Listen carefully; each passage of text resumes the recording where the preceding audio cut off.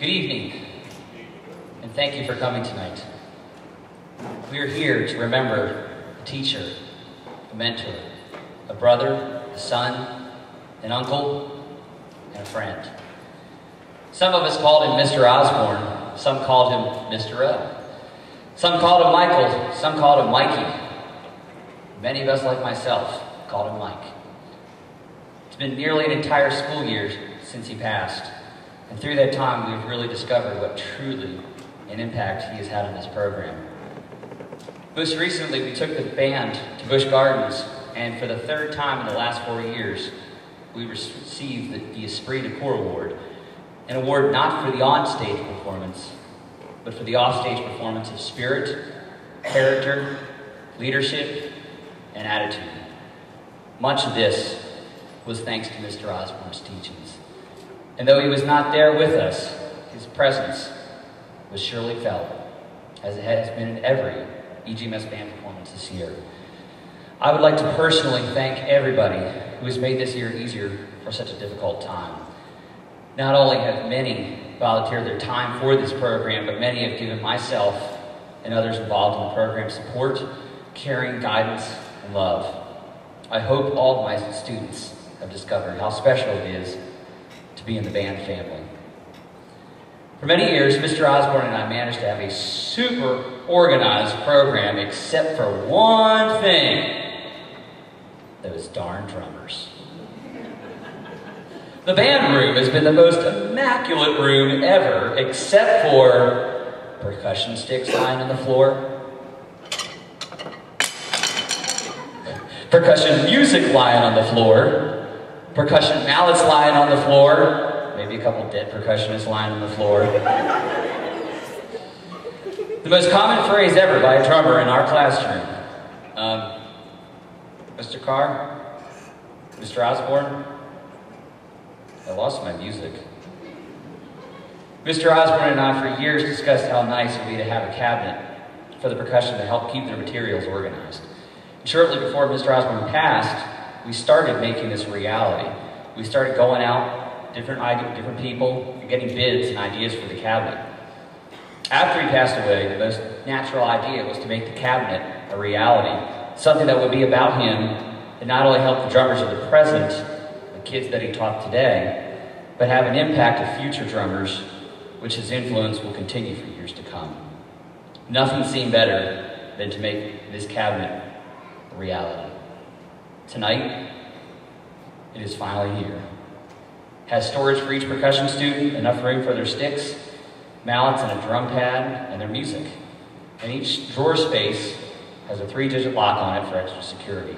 There's also space on the bottom for some larger instruments. At the end of the program, we will reveal it, and I know you and Mike will enjoy it. First, I'd like to invite my friend and colleague, Mr. Jim Alder, to say a few words. The three of us were very lucky to have 10 wonderful years working together. Mr. Alder?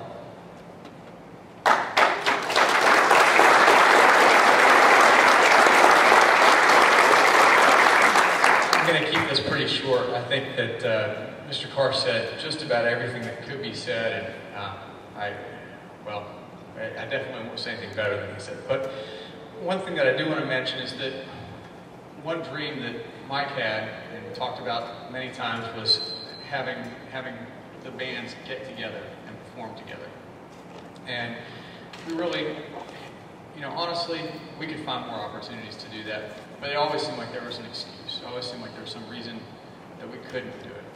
And I think it's kind of nice that here at the end of the school year, after West Test, after missing tons of days of school because of snow and cold weather, at a time when really we could find all the excuses in the world if we wanted to not to do this, we left the excuses behind.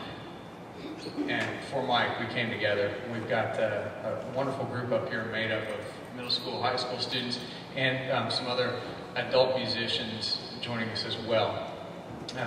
We have Mr. Jacob Lee on French horn. He's joining us from Mountain View Middle School.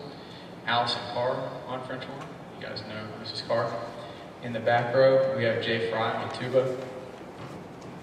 and of course Dr. Travis Riddle on trombone, and I myself will be joining on euphonium. So this is a, oh, I'm sorry. She's going to slaughter me, I'm sure. Thank you, Mr. Carr. The most important one, my wife is joining us on bass clarinet.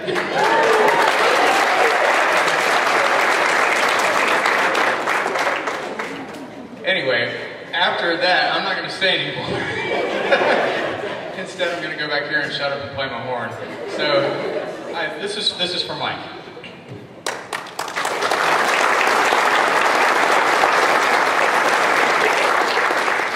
Before we play our song, we have a few thank yous. First, I'd like to thank all the music boosters and parents, faculty and staff for making this happen. We'd like to thank our booster officers, Jan Long, Lori Frazier, Janet Miller, Renee Ahern, and Don McCall for helping out with this project. I'd really like to give an extra special thank you to Jan Long. She was very highly involved in the process of making this cabinet. And I'd also like to thank Corey and Kim Sexton. They were the ones who actually constructed this cabinet. It is an amazing weight. You're going to love it. And I would highly recommend it to anyone who needs any cabinetry, and woodwork. You did a wonderful job with this. Highly recommend it. Finally, I'd like to thank everyone who gave donations. After Mr. Osborne passed, his family asked him with flowers that all donations go to the music department. And that's when we decided to come up with this idea. What better an idea to come up with a cabinet dedicated to him. So I'd like to thank everyone who gave us contributions. And also in February, we had something called the Winter Music Festival. I know a lot of you came out and saw some bands, some great bands perform. We had probably about 20 just local bands that donated their time, and it was in memory of Mr. Osborne. I'm going to have Mr. Jim Snyder, come up and discuss a little bit more about this.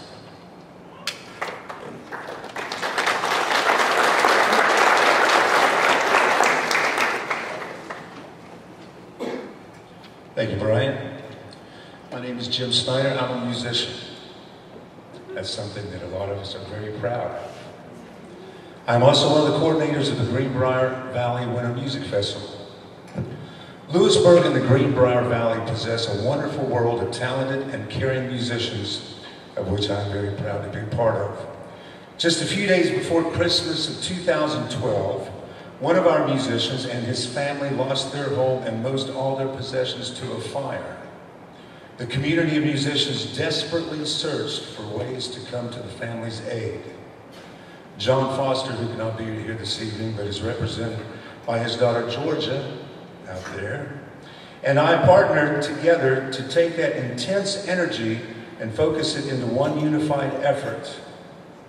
With the participation of close to 100 selfless volunteers, 5 performance venues, and close to 400 attendees, the Greenbrier Valley Winter Music Festival was born. The festival was such a huge success that we decided to continue the event another year and start building an emergency fund for musicians finding themselves in unexpected hardship, and to give something to the community. This past winter, with the tragic news of Mike's passing, we decided to dedicate the 2014 festival to him. Knowing of his dream to have a percussion cabinet custom made for his students, and knowing the cost of such a beautiful piece, and even though we know some donations have been earmarked for the percussion cabinet, the Greenbrier Valley Winter Music Festival would be extremely honored to present the EGMS Music Boosters with a gift to cover the entire cost of the cabinet, $3,500.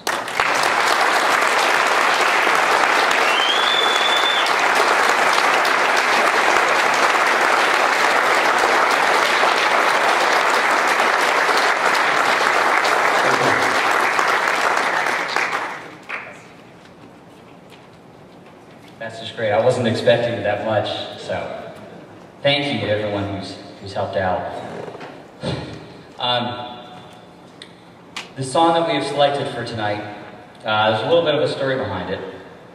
Every year, Mr. Osborne, Mr. Alder, and myself, we would go to the music conference, which would take place in Wheeling, Charleston, Huntington, Morgantown, and we learned a lot about music. We met other music teachers, we shared our stories, we went to some classes, and for the three of us, it was a really big inspiration. The last couple of years, Mr. Lee on the end has actually been joining us, and some really good times have been had on those trips, and we had some great memories.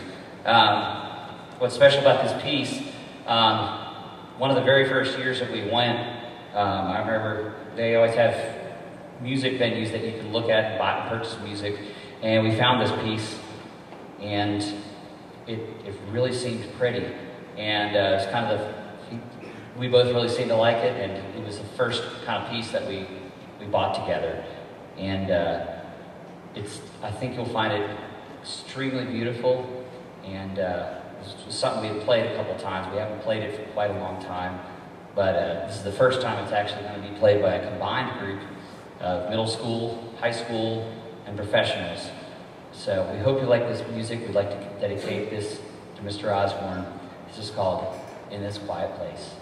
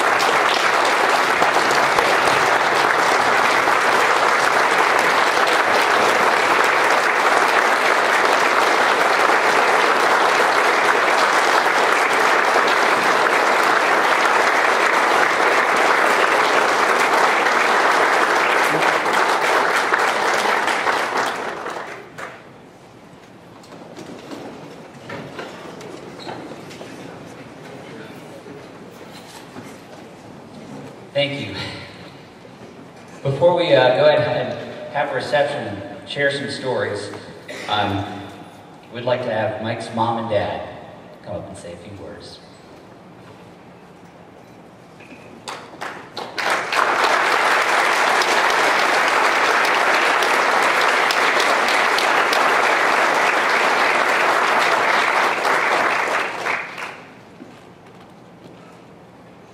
It's a little overwhelming. Bear with me. I didn't think I was going to do this.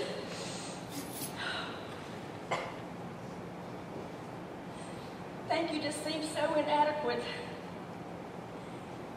for all the respect, the admiration, the loyalty from the parents, the students. This shows how much Mr. Osborne meant to all of you. Let me assure you, he felt the same.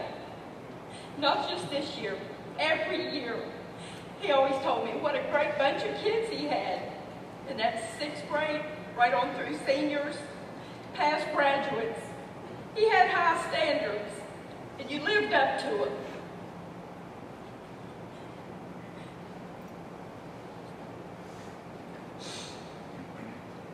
Just keep up the good work and make him proud.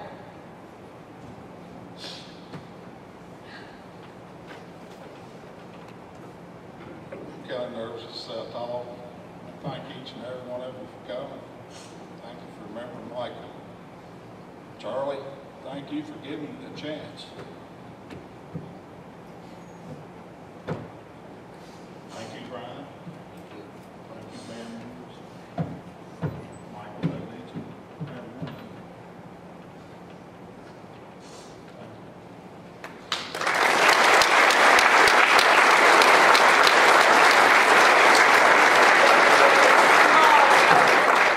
Of our love and appreciation.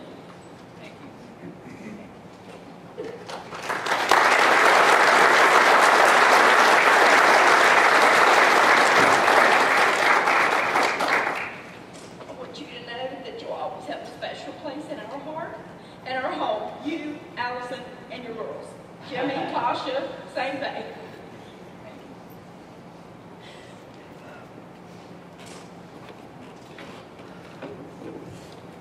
I'd like to conclude now. You guys, we're going to have, before we head out to the reception, if you guys, Mr. Osborne's family, they've provided a nice reception out there. Before you come out, if you want to come out and check out the cabinet, it'll be down here throughout the rest of the evening, and I hope you enjoy it. Thank you for coming, and have a good evening.